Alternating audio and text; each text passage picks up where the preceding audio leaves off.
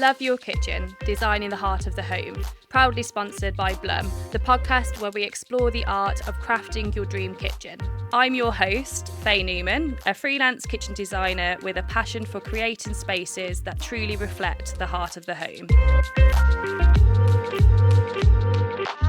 Hello and welcome to another episode of the Love Your Kitchen podcast. As ever, thank you very much for joining me.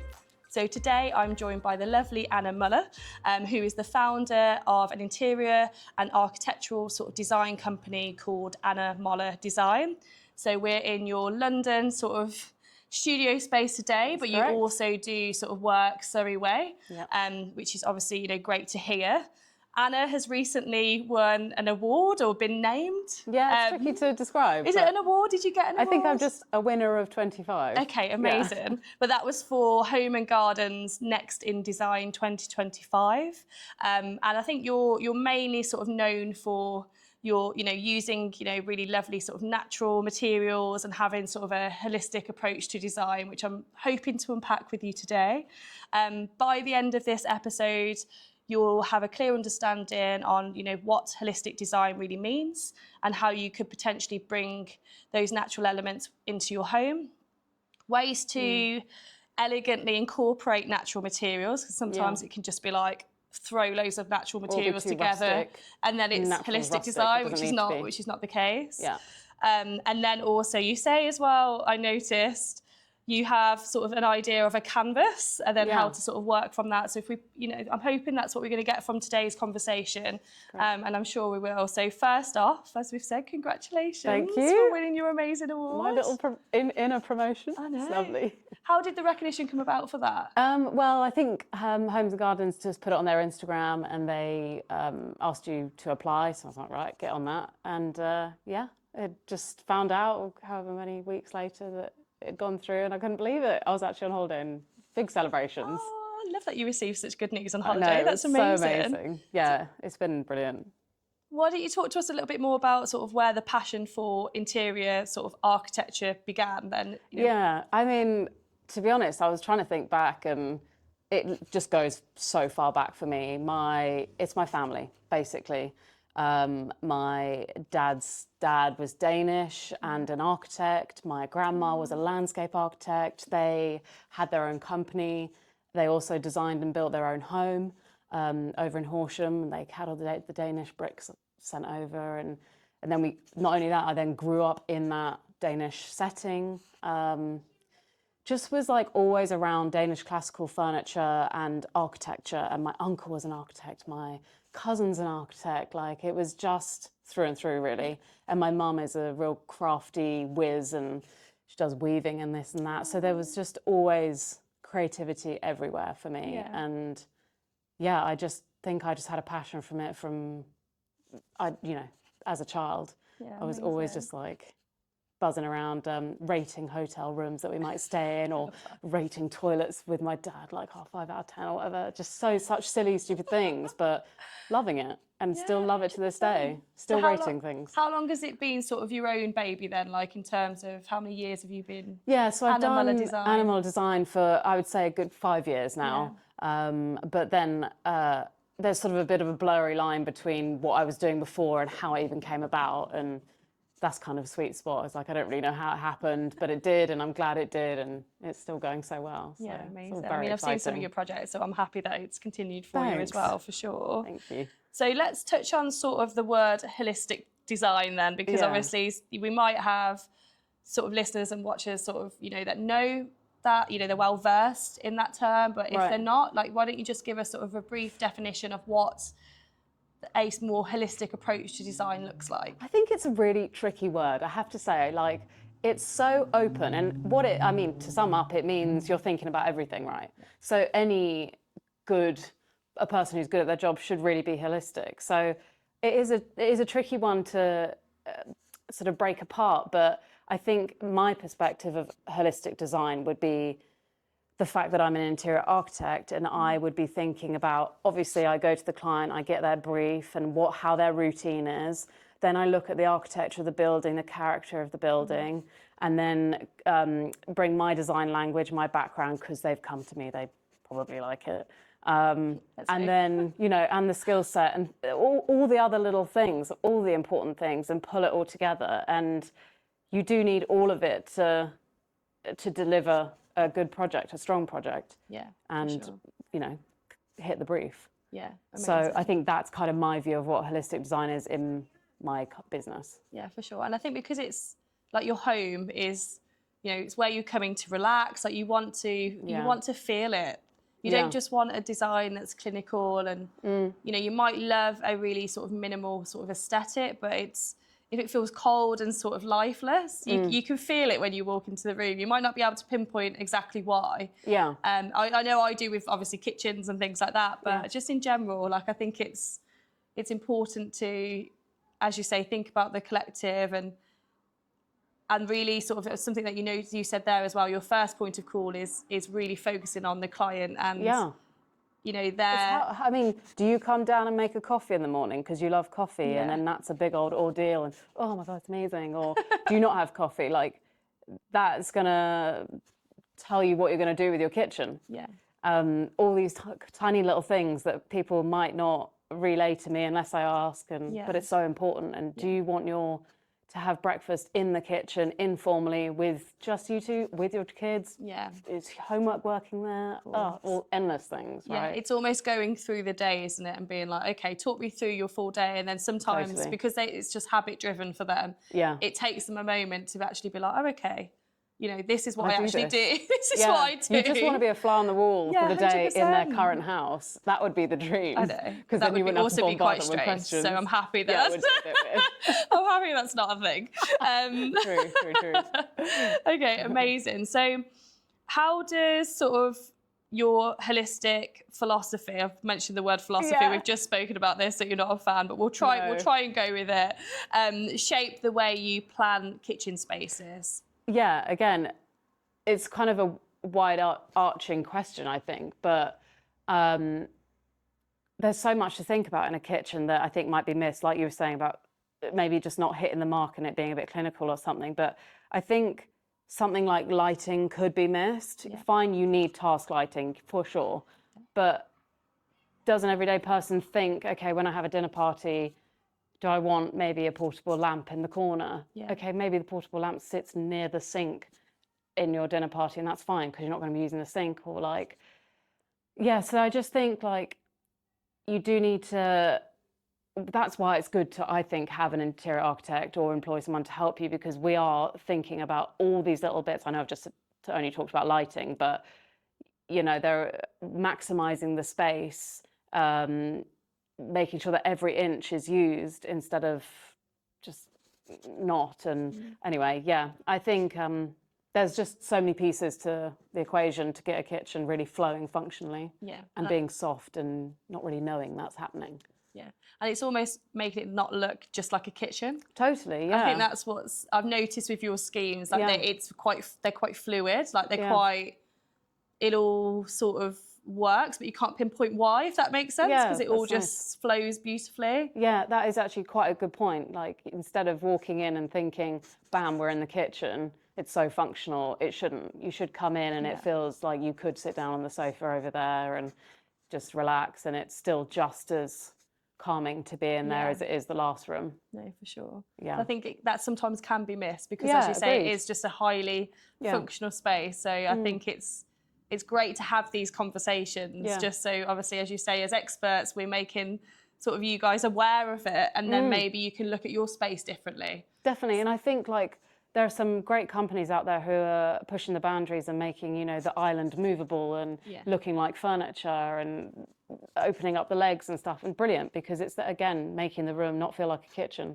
which is so much more fun, because we all spend all our time in the kitchen. Honestly, well, this is it, and I suppose, and from a sort of normally they're open plan, you know, we are seeing more zones now. I don't know whether you are as well. Yeah, you're I'm not into the open plan thing. I like my space and coziness, and you like once I'm in the kitchen, I want I like options. Everybody to go. I like lots of options. Okay, nice. So you would incorporate sort of room dividers or try and I think so. I think that I was always a bit skeptical of the whole open plan thing. Obviously, any client they'll have an opinion, and I'll go with it. But if it were my house, I like small little cozy spaces, and yeah, like I say, options Interesting. for different things. Like you don't know what different events you might have on. Events is large, but like Yeah, I mean, what events do you have in your house? You know, your best friend comes around for some cocktails or something. You Yeah. want a nice little nook, or you have 8 people around for dinner, and okay, you can move into that area. And yeah, I just think it's nice to have To zone it, Yeah, whether that's with partitions or not. or not, or ideally, but have both. Yeah. Doors that can open and close True. that are subtle. That'd be perfect. That'll be the best case scenario. Yeah. Interesting. I love that. Okay, amazing. So more on sort of the holistic sort of feel then. For those looking to bring a sort of that feeling within to their kitchen or home, like what are the things that they should consider? So maybe this wouldn't be like the functional elements that we've briefly, you know, discussed just then. It'd be more about sort of the, as you say, the zoning, the dividing those spaces, material choices as well, like I suppose. Oh, yeah, again, it's tricky to answer quickly because that's my job, is to unpick all of that for whatever the specific client wants. But I think, as you said, all those things, they just need to, if they're doing it themselves, really think about what we've said. You know, what's my routine? Do I want options, or do actually I want to be able to see the kids from miles away so I can keep an eye on them? So actually open plan is better. Or do I want a soft kitchen, so I'll bring some woods in? Or do I actually quite like minimal and modern? And that's great too, whatever suits you. So again, it's hard to really suggest a specific because everyone's so different. But hopefully we've given some high level ideas just by saying 100%. That. And I think mainly the zone, as we say, like the zoning elements and the layering, I think is what's going to be really sort of key to this conversation for everybody, because I think that's where sometimes it can go the other end and it's feeling like you've put too much in the space, or it's trying to find that balance, isn't it? So how do you get that balance when you've got, so say if you've got an open, say we say open plan room again, and you need to divide up those sections, like how would you look to create those? I know that's quite a broad question. Yeah, it's tricky. I'm trying to imagine one. I mean, I've had a couple of clients who have had like a long, thin Victorian house, you know, sitting room, don't know room, kitchen.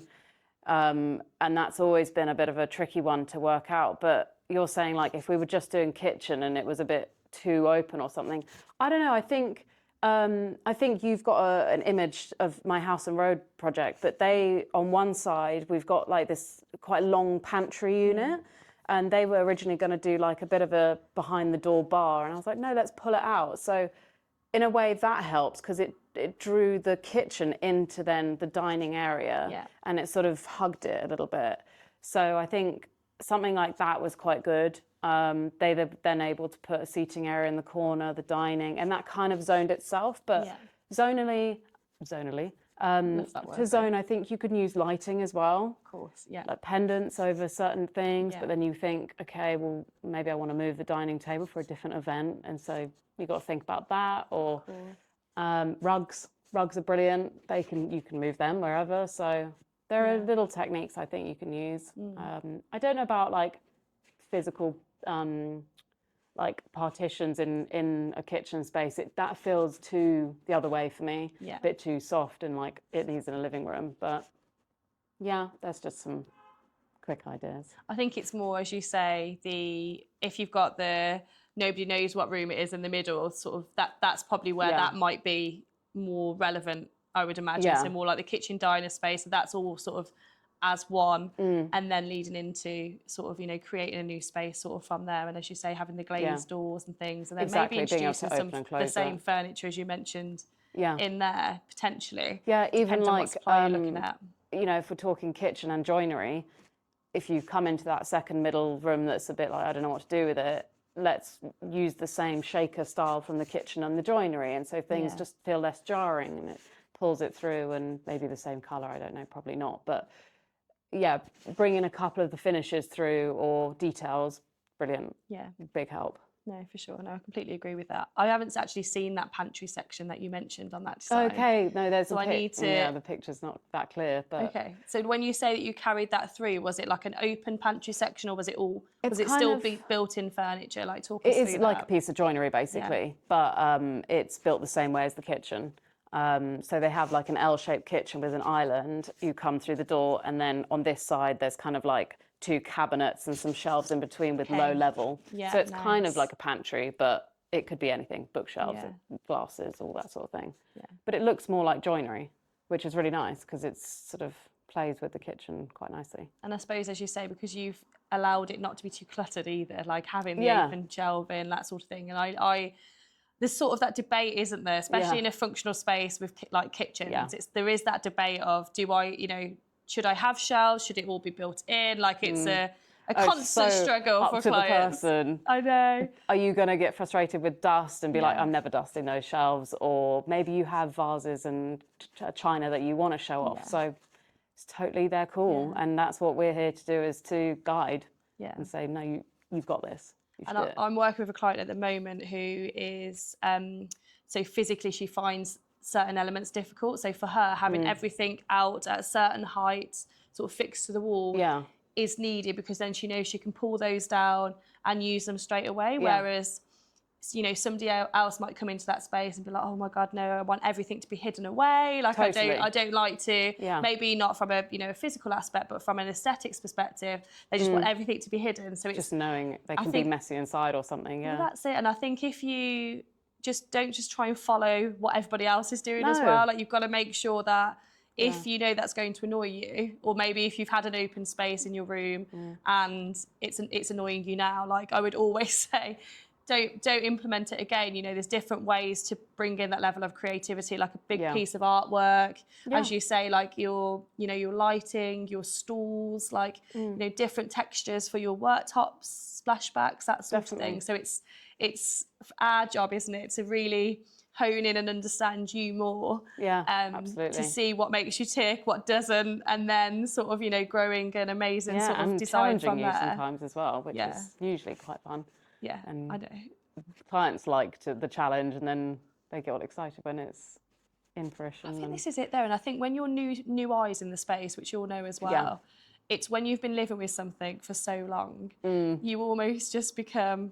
you just do it. You do what your friends do. And I don't blame anyone for doing that. Like, I'm sure I do it as well. But we're here to, like, say that there's other options out there. For sure. And just give different approaches. And then visuals are obviously really helpful as well to see, like, as you say, like you get your mood boards together, things like that. So, but yeah, it's great to sort of touch and feel, you know, samples as well. Oh yeah, with House and Row, we went through loads of different colour options, and I do these 3D renders, and they just yeah, okay, that one. Yeah, amazing. Which is great. We're very fortunate to have 3D CGIs now, aren't we? Exactly. I'd love to get into the VR so they can just walk around it. So one day maybe. I think they will. I reckon we're pretty close to that. I mean, I literally just have to like buy some goggles and set it up to my my program, but I've not got there yet. It sounds like quite a big job to do. Yeah, to be fair, I'm sure I'd have to learn something else, which I haven't got time to do. No, that's fine. And then when we're talking about sort of, you know, the different sort of materials and things then to have within the space, like what are your sort of favourite sort of sustainable, maybe organic materials to use?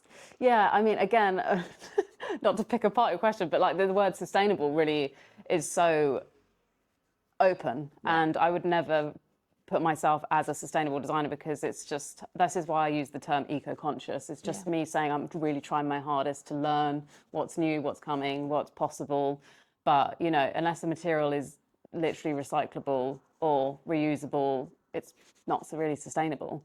And so many things aren't. But I say that, and I think kitchen is a challenge because it is so functional and it has to last for so long. It's a harder place to use eco-conscious or raw materials. I'm like a big fan of materials in their rawest form. But I mean, you know, obviously we can use marbles. Again, depends on the client. Are they up for a little bit of staining here and there and a bit of life to it? Or are they, no, I want quartz. I want it just to be cleanable. So that's up to the client. But marble's fun, nice natural material. I love a solid timber kitchen, quite expensive, but would always try to encourage it. I also think it's cozy, it's warm. It goes back on the whole, making it feel less like a kitchen.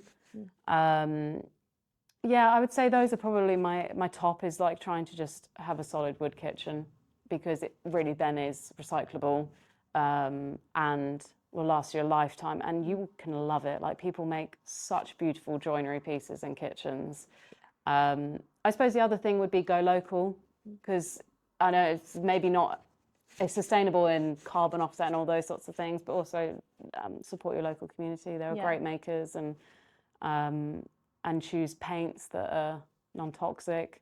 Yeah, those would probably be my top things. Other than that, it's like, is it going to last that long?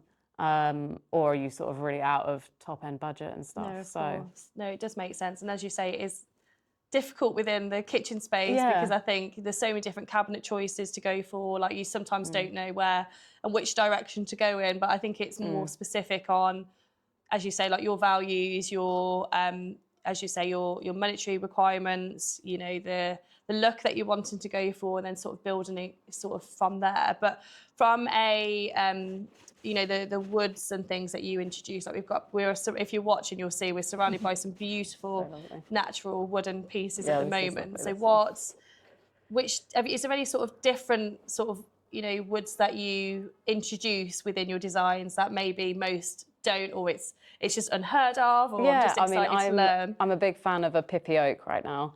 A Pippy Oak? A Pippy Oak. Okay.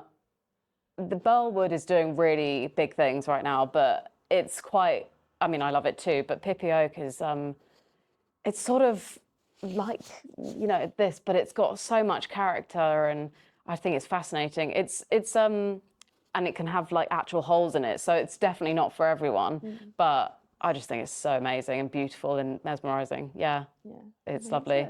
So very happy to have found that. Yeah, for sure.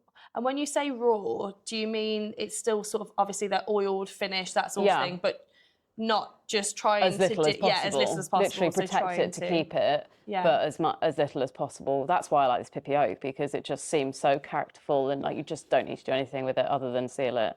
And it's just, stunning. I think it's that timeless element as well, isn't it? And I'm a big fan of sort of like your pared back, sort of like your shaker and sort of your more timeless kitchens. But you can do that from a modern perspective as well. Like, you don't have to have all of the routed out sections in the middle. Like, if you're worried about cleaning, things like that, you know, there are different options to go down for you out there, which I think is really nice now. It's not just the metal and, you know, wood sort of combination, like handleless and things like that out there, you know. But I think it's you know, it's great just to, you can add so much character to those styles of kitchens, and as you say, like adding sort of a material like that within that with added texture.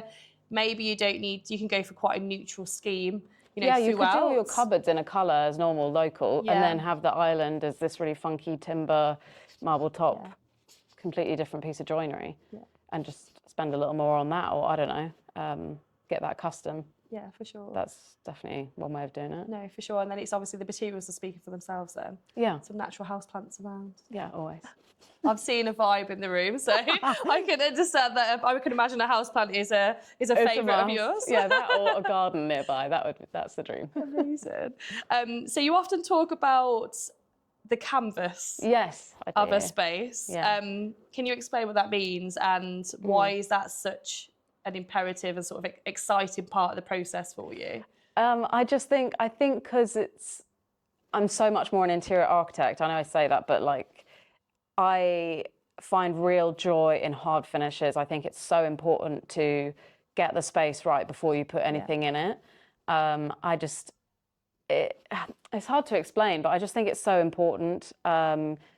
It'll influence so many things, what timber flooring or tiles you apply to the floor. Are you going to do a border? Are you going to do a border then a brass detail?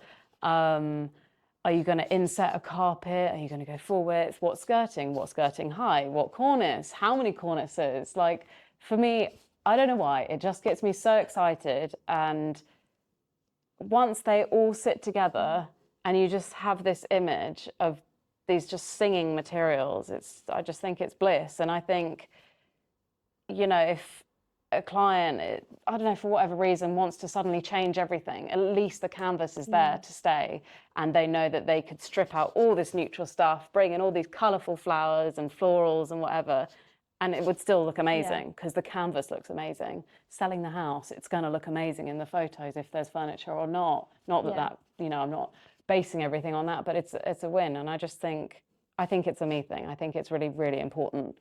And I love it. I'm so passionate about hard finishes. It's almost about the base, isn't it? So that's like the building blocks, and then you can sort of layer and build off that. Yeah, exactly. You really like that next chunk of all the actual interior design. You just never know what's coming with a client sort of thing. And the canvas, I think, is really, really magical. And you just walk into some of the projects that you've worked on and you just sort of let out a sigh and you're like, oh my God. It's so magic. Yeah. And, you've got the lighting right and of the natural light, and that sort of just gets the client excited as well when they see the sun coming in on their beautiful chevron floor. And like, oh, okay, now we're ready for the next bit. Yeah, it's amazing. Exciting. It's great as well that we get to be in clients' homes for like 10, 15, 20 plus years. Like we've had an influence into that, which I think is just always just so rewarding and refreshing, like and humbling is the right word actually, like to know that. So I get that feeling. I hope that makes sense, but it does make sense, and I think it's important. It is important because I think if those finishes aren't considered, you can tell. Or maybe even if you're not into the untrained eye, maybe, or maybe if you're, you say, oh, I'm not a designer, I'm not very design driven, not very creative. You do, when you walk into a room and it hasn't been finished well, like say if you can see sort of patchy ceiling coving, things like that, and it's been like touched up, you can tell. Or even you've just gone for quite boring finishes. Yeah. I mean, white walls and a laminate something. Yeah. Great. It doesn't take you to the next space or the next phase. You want to have some texture, lime wash on the wall or a micro cement or something, and then it is where the magic begins. Yeah. So don't forget about it. If anything, get that right, and then the rest will come. Yeah. 100%. Over however many years you need it to. Yeah. Just get the first bit right. Okay. And it's not going to disappoint you. No, for sure. Amazing. So so you've mentioned a couple of finishes there. Yeah. So why don't you talk through sort of what they are and why you use them? Yeah, I mean, the lime wash is a godsend, really. We've got it on the wall here. I don't know how well you can see it on the video, but I think I've learned that texture is absolutely everything in everything. And the lime wash does that straight away. It just brings a sense of movement, a sense of softness. All their colours, I'd say Bauwerk is the company that I would normally use, and they just have endless colours. And I just think it's a go-to. It's a bit tricky if you're doing it in a space that is maybe around kids or whatever with marking, because you can't overly touch it up. But there are so many options out there. There's Clayworks plasters that do this beautiful clay finish that I've got in the Earls Court kitchen wall. That also gives a great movement. Yeah. But then in other rooms, I think I actually think in every room you could lime wash. I think it's just a really nice way of living, whatever style you are. But it is nice to have a contrast of just a normal flat paint in other rooms, like maybe a kid's bedroom against the lime wash makes it pop. And it's nice to have the different movements and textures. Yeah, I think that's important. I remember I had somebody on the show that does sort of, the different sort of textures onto a worktop as well, so like the leathered effect. And honestly, you would look at a slab of material, gloss, which is usually the go-to, standard bevel edge. Yeah. And then actually the same material worked differently. It can just elevate your space so well. And if it's, obviously there's cost implications to that, but it's probably not as much as you probably think. It's more the consideration and how all those elements are going to piece together nicely. Yeah.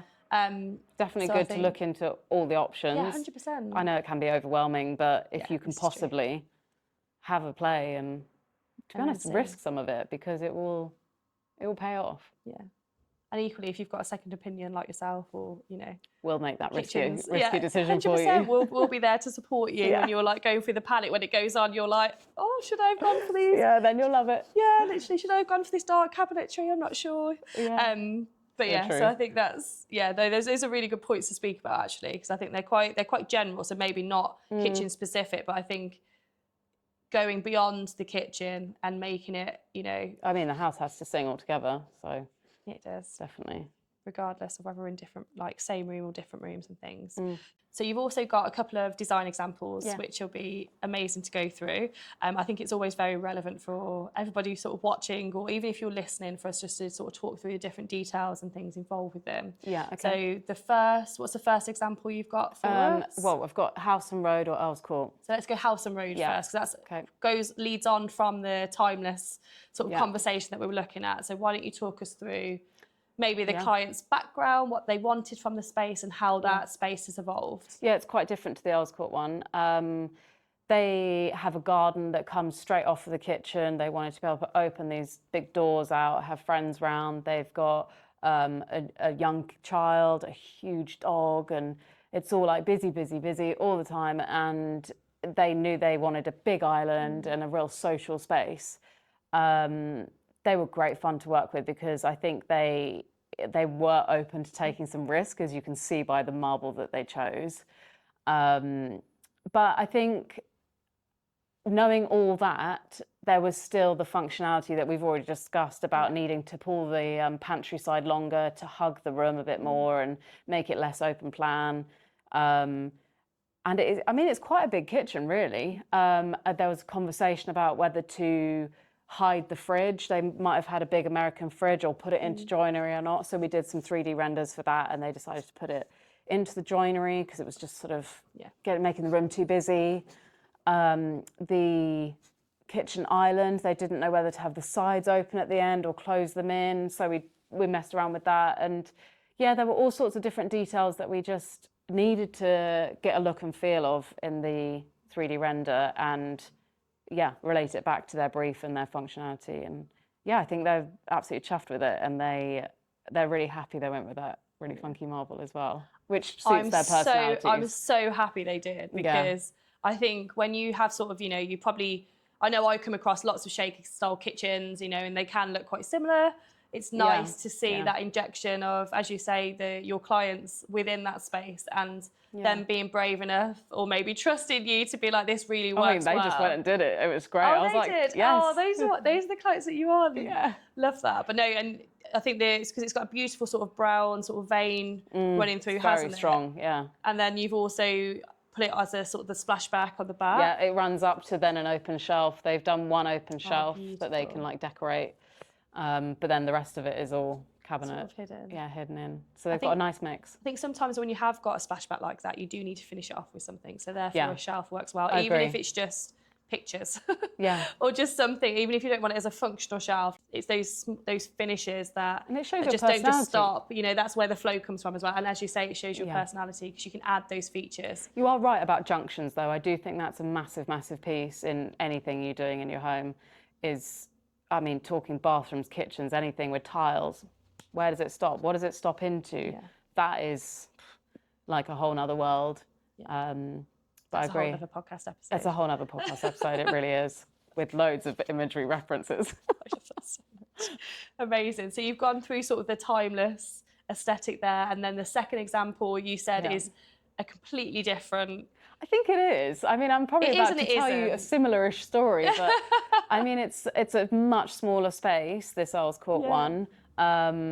And this is where we've utilised every single inch of the space. I think the photograph might make you think that the kitchen's bigger than it is. So I actually have given you a before image as well. I don't know if you can show that. The low-level cabinetry near the window is probably about 200 mil deep. It's really nothing, but it is full of their stuff and totally worth having, because they've got loads of stuff in this home. And I suppose other ways that it's different, it's all kind of a walnut wood, which is very cozy and encasing, and we've got the clay on the wall, which gives a nice soft texture. Of course. To let the room breathe, because we've got almost full height cabinetry.